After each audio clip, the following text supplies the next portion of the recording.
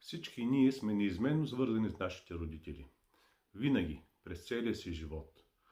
Това е благоприятното, това е основата на нашето благополучие, това е здравословно за нас.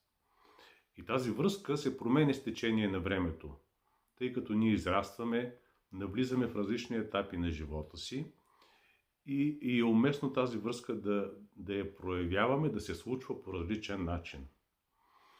Понякога можем да блокираме, примерно в една детинска проява, в едно детинско изразяване на тази връзка с родителите.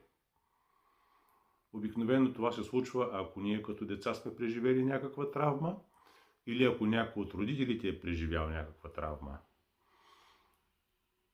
Често причината е, че ние се свързваме с родителите от позицията от мястото на нашата травмирана част или от мястото на нашата оцеляваща част, или има някакво заплитане с травмираната част на нашите родители или с оцеляващата част на нашите родители.